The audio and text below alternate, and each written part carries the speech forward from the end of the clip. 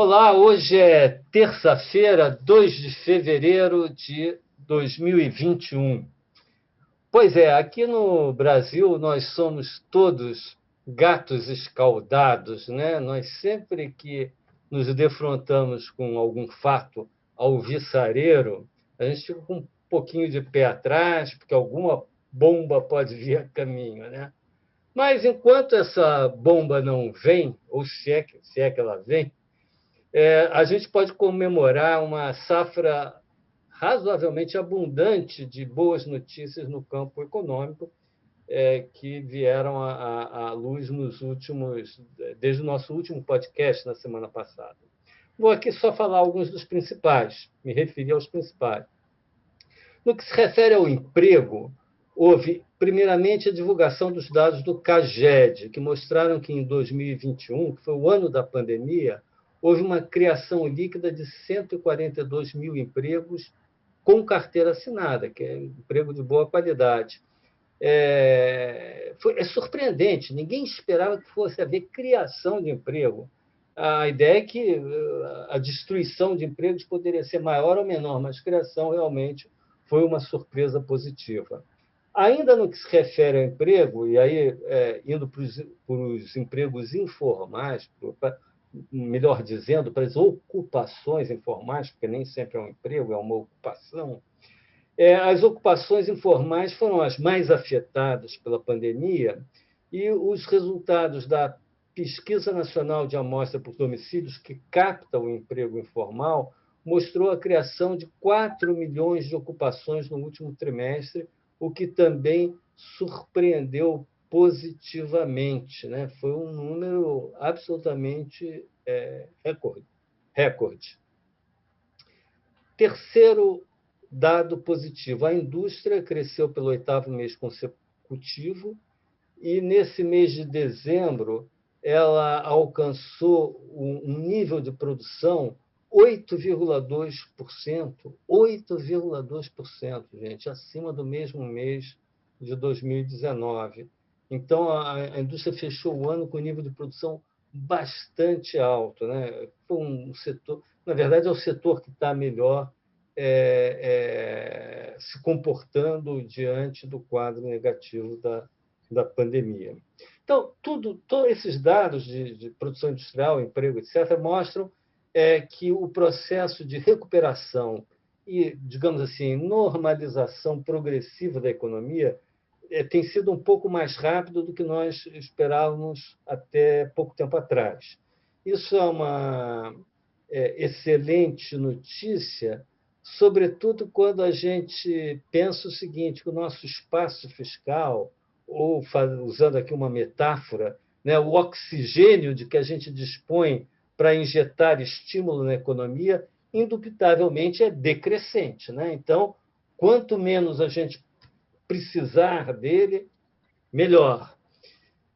Por falar nesse oxigênio fiscal, né, quer dizer, no plano fiscal, a economia também fechou com um quadro bem menos desfavorável, não vou dizer que é mais favorável, mas bem menos desfavorável do que o imaginado.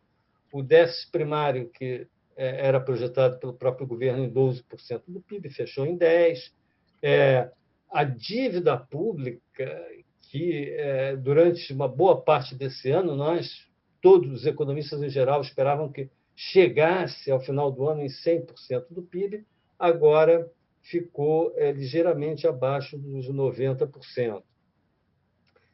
Por fim, no campo da vacinação, as notícias recentes também são favoráveis, tanto em termos da liberação de matéria-prima da China, como também em termos do processo de vacinação interno aqui no Brasil, que está sendo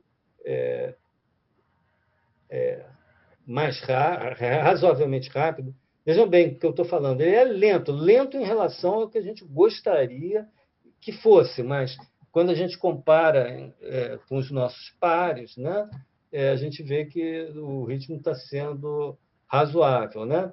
E nós sabemos que, na verdade, essa é a questão crucial do ponto de vista da recuperação da economia, pelo menos neste ano, que é a vacina, né, que vai permitir o funcionamento de inúmeros setores que ainda estão funcionando a meia capacidade. E, por fim, se a gente quiser, quer dizer, um pouco refletindo isso, mas refletindo outros fatores também, outros fatos políticos, inclusive, a gente está tendo uma melhora assim, no quadro, né, dos indicadores financeiros nessa semana. Então, nesse nosso podcast de hoje, vamos explorar aqui esse quadro melhorado, e vamos nos perguntar também o que esperar, então, à luz deles, para 2021 e quais são os riscos de que essas condições favoráveis recentes possam ser desfeitas, né? Então, eu coloco aqui esse primeiro quadro aqui como motivação aqui para os comentários aqui dos membros aqui da nossa equipe de conjuntura. Quem Bom, pega a bola? Eu vou começar falando sobre um aspecto, depois que é das boas notícias da semana. Assim, uma que eu vou começar comentando é a melhora do comportamento do dólar e dos juros futuros, das condições financeiras da economia, medida por esses dois indicadores. Fazer alguns comentários sobre isso, que está por trás disso, e depois, mais à frente, à medida que der tempo, eu gostaria também de fazer um rápido comentário sobre a questão que o Francisco colocou desses indicadores favoráveis de final do ano passado e tirar algumas implicações disso, e, eventualmente fazer um comentário sobre como pode ter fechado o ano em termos de PIB, etc. Sobre esse primeiro ponto que eu vou tratar agora, o destaque aí é que houve uma melhora expressiva aí na última semana em relação ao comportamento do câmbio e dos juros futuros. Eu tenho insistido sempre nisso, duas variáveis que vêm sendo muito afetadas pela incerteza fiscal no país e que tem se comportado de maneira muito desfavorável em relação aos demais emergentes, à média dos países emergentes, o que sugere que há causas domésticas fortes por trás desse mau comportamento do dólar e dos juros futuros. Só que na última semana, a causa doméstica, das quais, sem dúvida, a principal é a incerteza fiscal. De qualquer maneira, na última semana, a gente teve um comportamento favorável dos juros, eles tiveram um recuo relativamente expressivo, em seus vários prazos, inclusive os prazos mais longos, em relação ao que vinha uma semana atrás. E no caso do dólar, nós tivemos também, em relação à taxa de câmbio, nós tivemos um comportamento levemente melhor do real do que dos seus pares, ao contrário do que tem sido a regra, desde no período de pandemia, com breves exceções, onde o real se aprecia em relação aos outros emergentes, a regra tem sido ele ter um desempenho pior, como teve em janeiro, de modo geral, nas primeiras todas semanas de janeiro. Mas agora, nessa última semana, ele teve um comportamento um pouco melhor que os outros emergentes. A que atribuir isso?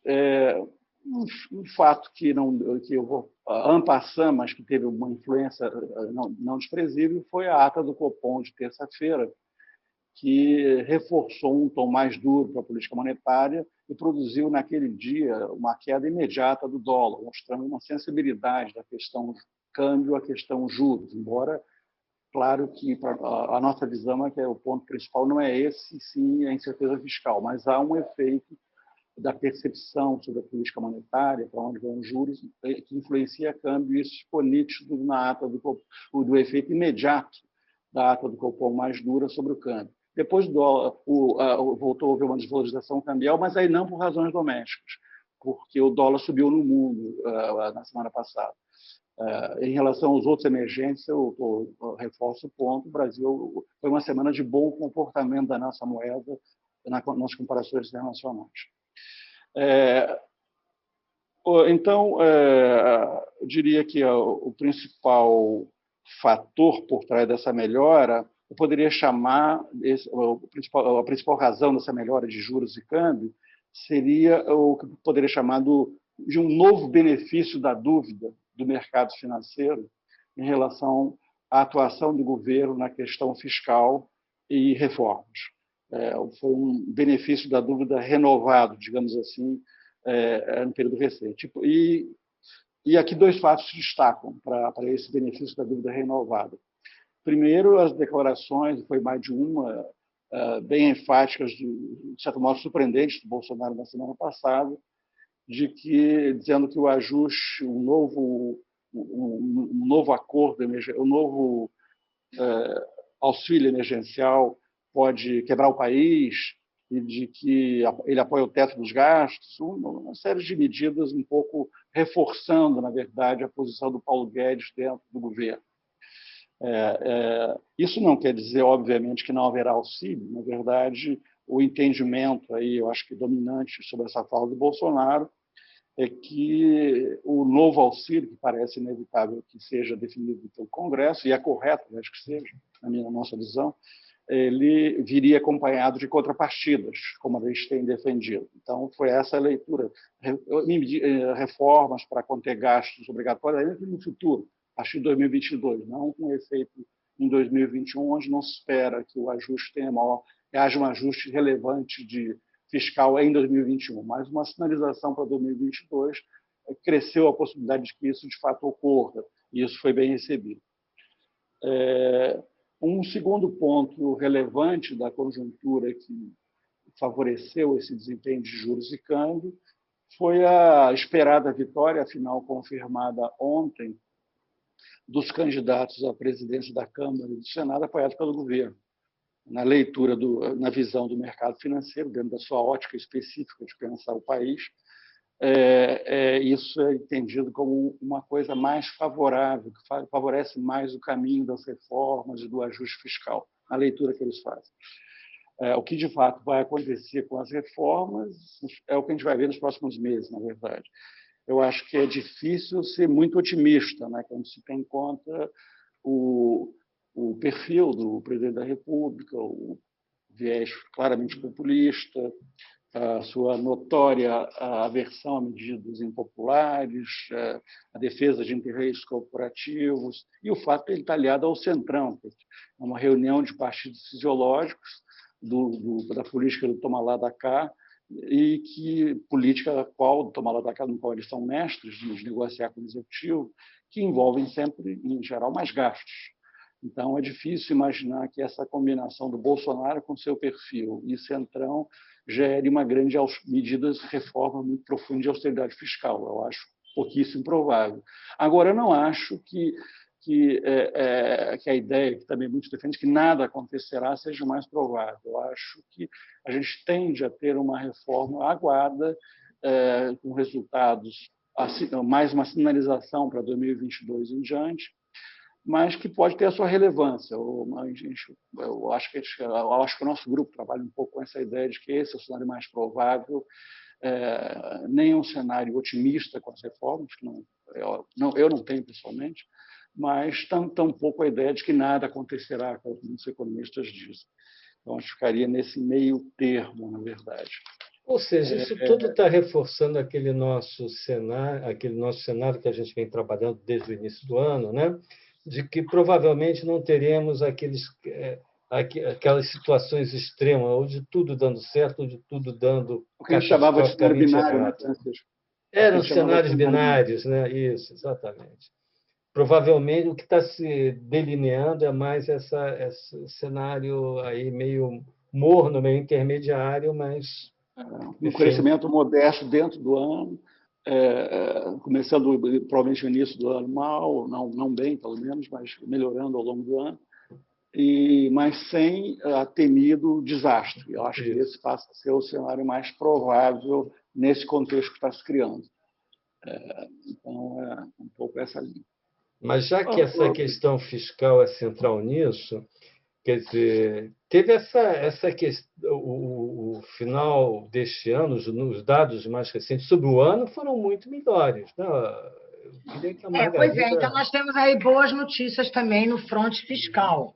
Né? Então, no final da semana passada, saíram todos os indicadores mais importantes relativos às contas públicas. Né? Então, aqui eu vou mencionar os mais importantes e depois dar algumas explicações para essa melhora em relação àquilo que se previa, não inicialmente lá atrás, não, mas já em outubro, novembro, né? E mesmo ao longo do mês de dezembro.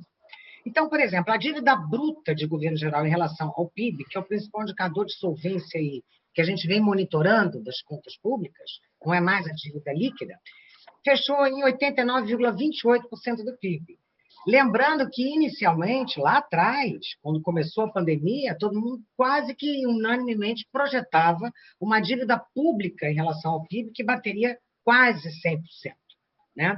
Ao longo do ano, essa estimativa veio caindo, mas ainda no mês de dezembro, instituições importantes que trabalham com um grupo de técnicos importantes sobre a questão fiscal projetaram 93% do PIB. Né? Isso depois do dia 15 de dezembro. E, no entanto, ela fechou em 89,28. O outro indicador também bastante relevante foi o déficit público. Inicialmente, lá atrás, projetávamos 17% do PIB para o déficit público. Ao longo do ano, essa estimativa veio caindo e em torno de 16,5%, 16% do PIB. E esse déficit fechou em 13,7%. Né? Déficit nominal, né, Margarida? Déficit público é o déficit nominal. Né? Incluindo juros. Inclui juros. É enorme. Nós fechamos o ano de 2019 em 26% do PIB, praticamente. Então, mais que dobramos, mas melhor do que aquilo que inicialmente a gente projetava. Em relação ao déficit primário, que não inclui a conta de juros, as estimativas giravam em torno de 12% do PIB para esse déficit primário. E, na verdade, ele fechou em 9,49% do PIB. Em termos nominais, esperava-se um déficit primário de 844 bilhões de reais e ele fechou em 702 bilhões de reais, que é gigantesco, isso dá 9,5% do PIB, mas menor do que os 12% inicialmente projetados. E o último dado muito importante é o gasto primário em relação ao PIB, que é aí que está a regra do teto. Esse ano de 2020 não houve essa regra foi abolida pelo orçamento de guerra, então o gasto era livre. Mas projetávamos um gasto primário em relação ao PIB de 29%. E ele fechou em 26,3% do PIB. Considerando aí as despesas do coronavírus, que totalizaram 588 bilhões de reais, né? Então, se a gente fizer uma continha, essas despesas coronavírus de 588, isso dá em torno de 7,1% do PIB. Então, na verdade, o nosso gasto primário em relação ao PIB, ele estaria em torno de 19,3%, 19,5% do PIB, né? Enquanto que a gente projetava 29% com o coronavírus. Então, todos esses indicadores mostram uma melhora do quadro fiscal, que na semana que vem o Caio vai explorar mais quais são as implicações que isso tem para a dinâmica da dívida pública, para o risco fiscal, para a percepção de risco fiscal. Isso altera muito as condições de sustentabilidade da dívida pública a favor. Mas isso vai ser explorado na próxima semana. De qualquer maneira, para só dar alguma primeira explicação, nós tivemos aí alguns fatores que são relativos a métricas, alguns e outros não. Então, por exemplo, todos os indicadores fiscais em relação ao PIB melhoraram, porque o denominador, o PIB, ele aumentou por duas razões. Primeiro, tem um efeito aí real. O nível de recuperação da economia foi maior do que aquele que a gente inicialmente imaginou. Né? A gente, lá no início da pandemia, algumas instituições chegaram a projetar uma queda de PIB de 9%. E hoje, as estimativas estão girando em torno de menos 4,1%, menos 4,2%. Né? Então, melhoraram bastante. Então, tem aí uma recuperação que foi melhor do que aquela inicialmente projetada. Isso dá o efeito real, né, do PIB, que melhora aumenta o denominador e melhora o indicador fiscal. O segundo efeito, que decorre desse, é o aumento da arrecadação. Então, a arrecadação não despencou como se esperaria, inclusive fechou o ano com um crescimento pequenininho, mas fechou. Né? Então, teve aí uma recuperação da atividade econômica que ajudou a recuperação da arrecadação. E tem um efeito aí PIB nominal, que se desagrega, na verdade, em um, que é um efeito inflacionário. O deflator implícito do PIB, que é o índice de inflação que sai do PIB, ele veio maior. Então, todas as projeções do PIB nominal, por conta do efeito inflação, também estavam subestimadas, e a gente espera um PIB nominal que está aí em torno de 7,5 trilhões de reais, alguma coisa assim, e maior do que aquilo que a gente imaginava. E tem um efeito aí, revisão do IBGE. O IBGE, né, refez, né, ficaram prontas, né, as contas nacionais anuais, quer dizer, então, que dão a base das contas nacionais trimestrais, e houve uma revisão do PIB para cima. Então, com isso também, todos os indicadores fiscais em relação ao PIB melhoraram. Então, essas são notícias boas e esses temas relativos ao fiscais, na semana que vem a gente vai explorar mais o CAI especificamente. A inflação ela é ruim para muitas coisas. Em geral é ruim, mas não é que para isso ela ajuda um pouquinho, né, para os resultados fiscais? Melhora esses indicadores, não? Alguns indicadores. Mas por outro no lado, Brasil, ela... nós temos aquele efeito TANS e as avessas, né, que sempre prevaleceu. Quando a inflação aumenta, as receitas estão todas indexadas, mas aí se controla o boca do caixa, e aí, então, você consegue comprimir a despesa em termos reais. Basta não atrasar um mês, 2 meses, o pagamento de um fornecedor, que tudo fica bom. Né? Mas se ela sobe também muito, vai acabar levando o Banco Central a subir os juros. Né? O Luiz já estava comentando isso na aula, no podcast passado, e isso acaba, então, se voltando contra o resultado. Etc. E tal. Porque a dinâmica da dívida depende crucialmente dessa diferença entre taxa de juros e PIB. E essa coisa joga contra, o aumento dos juros joga contra, tende a aumentar a diferença entre juros e PIB.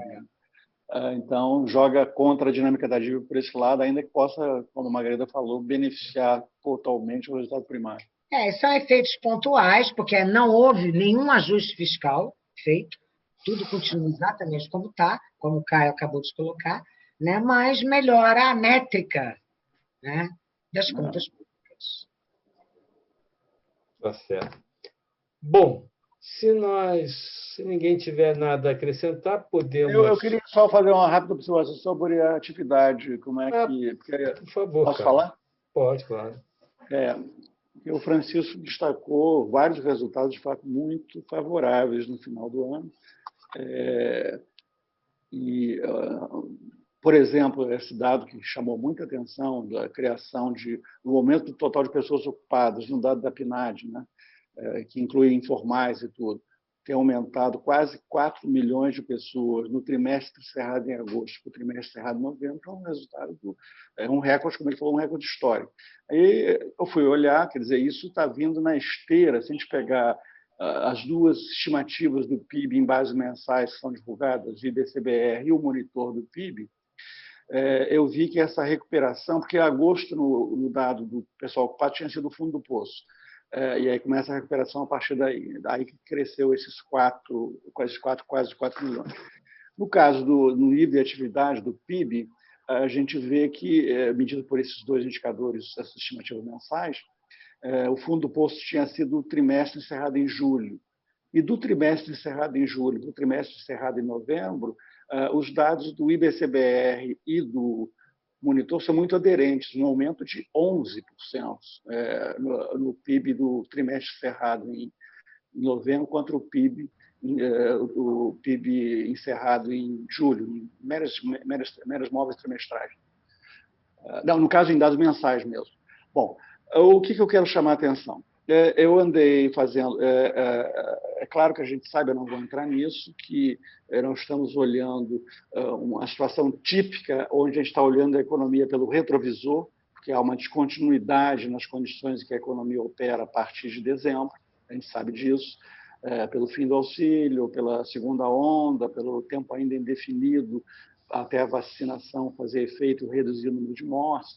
Está num momento muito diferente do que a gente estava até o final do ano passado, em vários sentidos. Então, o passado não é projetável nesse sentido para o que está acontecendo agora. Ele não é um bom guia, de forma alguma, mas é uma indicação relevante. E eu fiz uma continha, só para encerrar, que é o seguinte. Eu trabalhei os dados, principalmente do monitor do PIB, que é um dado que tem sido mais aderente ao PIB divulgado pelo IBGE, do que tem dado informações mais próximas, mais úteis para o PIB do IBGE do que o IBCBR, que é o PIB em bases mensais que o Banco Central calcula. E eu vi o seguinte, quer dizer, se você pegar... eu prefiro trabalhar Talvez eu não quero me alongar muito em tecnicalidades, eu vou mais dar os resultados e para concluir, porque eu estou me alongando muito, eu acho que já olhei o relógio aqui, estou passando do tempo. Então, a questão básica é a seguinte: me pareceu, pelos dados que eu olhei, perfeitamente compatível com os dados do monitor, que o PIB do ano passado tenha fechado com um desempenho bem melhor que vem sendo divulgado. De um modo geral, muitos economistas trabalham ainda com uma queda de 4,5%, o próprio governo trabalha com coisa parecida, na verdade, me pareceu, fazendo as contas, que eu não vou entrar em detalhes aqui, que a gente pode perfeitamente ter fechado com uma queda do PIB bem menor do que essa, mais próxima de 4%, no meu número seria 4,1% de queda. A consequência prática, a consequência disso, primeiro, é para o crescimento de 2021 pela métrica usual, ano contra ano. Porque o carregamento estatístico do ano passado para esse ano, com o PIB caindo 4,1%, ele fica um pouco acima de 4%. Então, o que quer dizer que se crescesse 0 a partir do quarto trimestre do ano passado, não crescesse nada, eu ficasse parado o ano todo, teria um crescimento ligeiramente acima de 4% esse ano. Então, é um dado muito relevante. Pode-se argumentar que isso é só uma, digamos, ilusão entre a estatística, porque, na verdade, nada está nos dizendo sobre o desempenho dentro do ano mesmo, que pode ser um desempenho de estagnação, por exemplo, ou crescimento pífio, e até é mais provável que seja isso mesmo, na nossa visão. Mas não é nada irrelevante que o desempenho no ano, pela métrica usual, seja bom, acima de 4%, como provavelmente será, porque isso tem implicações no desempenho macro em vários sentidos. O mais óbvio, até um que eu vou retomar semana que vem, é o efeito desse PIB desse crescimento maior sobre as variáveis fiscais.